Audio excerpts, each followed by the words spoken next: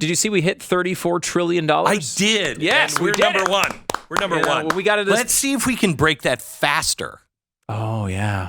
Yeah. But this amazing accomplishment happened while still cutting the budget more than anybody ever before. I know, it's amazing. Do we have that KJP clip? We've been playing on a 4-minute buzz today. I don't know if we have that handy, but it is her trying to somehow talk herself out of Joe Biden's failures with the debt in the country. It is, I mean, again, we all know Karine Jean Pierre is an idiot, right? Like, she's a complete moron. And throughout this entire answer, most of it she's reading, and it's still this bad. But you have to listen to this. This is KJP, I guess, yesterday. Do you have any reaction to the new data out of Treasury that the national debt has hit a record $34 trillion? So if you look at that data, Flipping through pages. There's a trickle-down debt. If you think about it, Republican tax cuts are responsible about 90% of it. No, that's not true at all. Increase in the debt as a share of the economy over the last 2 decades, excluding emergency spending. Wait a minute. Slow down here. Wait a minute. Excluding emergency spending? I love that. Now, of course, the way the budget works, they don't come up with one, right? So they categorize all sorts of things as emergency spending that is not emergency spending. But like, just in recent history, does anyone remember, I don't know, $6 or $7 trillion we spent on just like COVID? This is like Stu. If you take Lisa, she is so frugal. If you take away all of the purse spending. Right. Yeah, she is bargain basement. She's bargain basement. Yeah, exactly. Okay, just don't pay attention to the purse spending. Well, it's the purse spending that's the problem. It's the emergency spending that's the problem. It's like telling your wife, "Look, honey, I'm completely loyal to you, with the exception of the Vegas trips." Right? Like, it's like, with the exception of the trips to Epstein Island, right, everything is fine. I do not have sex with underage children, except when I go to the island with Jeffrey. Wait. I mean, it's completely ridiculous. And, you could see as she's going through this, like, I love the mind or lack thereof of Karine Jean Pierre, because she goes through, first of all, she's flipping through pages. She knows a question is coming on $34 trillion, probably actually literally knew it was coming. But, again, this is part of the preparation process, I would imagine, for something like this. And all she can remember is the word or the phrase trickle-down. Yeah. Like, she knows that's negatively associated with Republicans. Yeah. So she's like, if you think about it, it's kind of a trickle-down thing. Is it? Is it a trickle-down thing? It's a completely ridiculous thing, nonsensical catchphrase she's memorized, and she's flipping through the pages to find the context of what she's talking about. I mean, does this happen to any other person in any other line of work? No. She is like... She's the worst. Stalling to get to the page in her notebook so that she can read the answer, which she herself knows is filled with lies. This is an honest question, because I was thinking, geez, are we going to be dealing with this person next year too? Yeah, probably. And then I thought, do we even make it to an election? And I mean this sincerely. Listen to this. It's not that far away. Now, I know, but listen to this. Okay.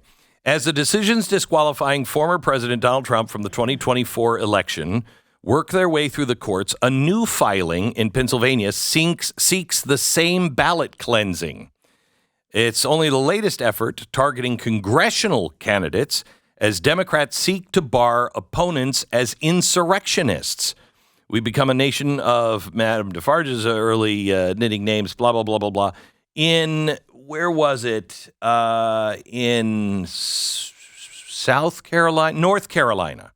In North Carolina, in their primary election, the Democrats have just taken the name of Dean Phillips, Marianne Williamson, and sank what's-his-face off of the ballot, leaving the only choice for Democrats to be Joe Biden. What the? Again, Joe Biden is going to win that election by 60 points, 70 points. Like, he's not in danger at all. Why would you do this? Again, while you're arguing that we must protect democracy. Why on earth? There's no upside at all. Dean Phillips is not going to win the election at the polls. Oh, but with enough positive thinking and enough positive energy, Marianne Williams. Marianne Williamson may, with the a combination of crystals and oils, may wind up winning. That's true. But it's not like he's in danger. Like when RFK Jr. was on the ballot, maybe you could make an argument that he had a couple polls that looked good at the very beginning. I don't know. I mean, it's a bizarre argument to me, but he's not even running anymore as a Democrat. It's just what is the point of this? They are so anti-democracy, and I know we're not a democracy. We are a constitutional republic, but inside of that, we do have elements of democracy. The democracy part. Yep. You let the people vote. You let that happen naturally vote. Mm-hmm. Then they vote for the representative for the republic. Yep. They're the only democracy part we have, they're trying to tear apart. I know. And while they're making the argument with no pushback from the media, we might remind you that the media has slogans like democracy dies in darkness. Right? This is how they supposedly think about our system. It's so sacred to them that they can't possibly see it going away. And yet, here they are, instead of just going out and trying to win, at some point, have the balls to admit you're in a contest against somebody else and win. I'm so sick of people whining about losing. I know. And then acting as if they just go out and win. But let me ask you. If Ron DeSantis loses Iowa, he should be able to come out and say, hey, I got my ass kicked. That's what he should do. I haven't read anything in the National Review in a long time, but I had to read about what if Trump wins. The left can't handle a Trump victory in 2024. Yeah. Okay? And it talks about how they are all saying this is a dictatorship. This guy is going to destroy the country. He is, all the things that we say about, what the left is doing right now, but we're still playing in the same sandbox. These people, they're already subverting the Constitution. They're already breaking their own oaths and everything else to keep him off the ballot. It's a pretty easy decision for the Supreme Court. There are 5 arguments, and at least 3 of them are, you don't even have to be awake to go, yeah, that's unconstitutional. So they're doing these things now. What happens when the people who say, we were at the brink of a dictatorship, if he returns to power, it's going to become persecution. People are going to lose their freedom. They're going to lose their property. He's going to take everything from them. He's just going to go in a vengeance tour. If you think that, really, and you think that the ends justify the means, and you're saving democracy, you cannot, they're not going to sit by if he wins. Every one of these outcomes seems to have a generous chunk of possibility that the entire system flames out, right? If Donald Trump wins the primary and goes on and then gets put in prison, right, and maybe loses the election, can you imagine how people are going to react to that? If the opposite happens and he goes in prison and then wins the election, can you imagine how the left would react to that? Can you imagine if there's a close election that Donald Trump loses? Can you just straight up, let's just say it's normal and he just loses. Can you imagine how the people on the right are going to react to that, especially after what they believe happened in 2020?